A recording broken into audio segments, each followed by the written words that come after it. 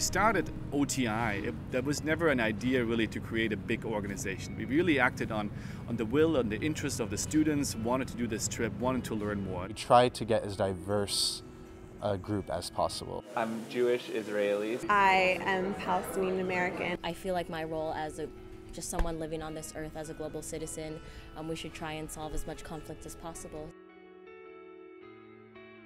Prior to each of the trips, we require our students to go through intensive training modules where they kind of learn the foundations of the Israeli-Palestinian conflict, about conflict resolution theory, as well as learning the historical facts about negotiations, the peace talks, who are the major players.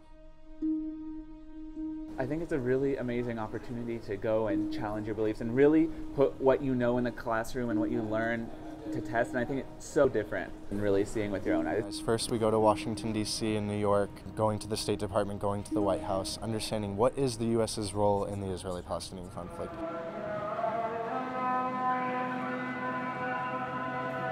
We're at Ben Gurion Airport in Tel Aviv. Then when we go to the region, I would say everything changes.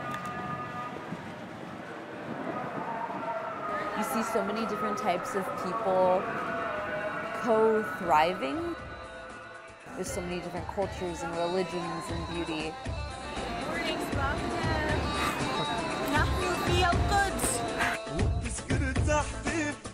We kept trying to walk through Armenian Quarter and we kept finding ourselves in the Jewish Quarter because it's so integrated, and I thought it just shows how much these people are on top of each other and how difficult it is to just look at a map and try and understand.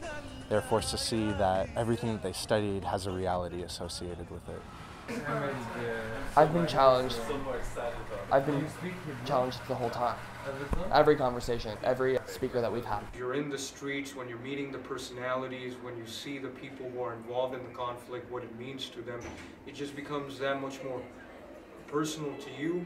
You understand what it means to them, and you can draw better conclusions. People these days don't have conflicts anymore. They run away from it. You know, you don't like somebody, you defriend them on Facebook. They're in this environment experiencing this thing together. They aren't able to just leave. They have to work through it. And this is something very profound for students to develop as a skill set. The first step to creating any sort of peace or any sort of dialogue or understanding is to eliminate that idea of fear. Students really learn more about themselves.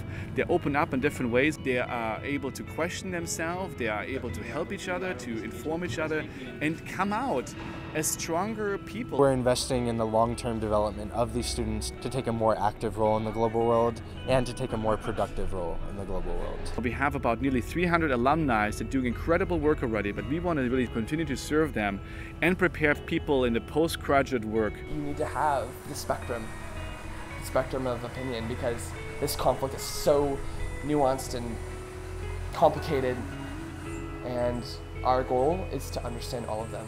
Perhaps not relate with them, but understand them.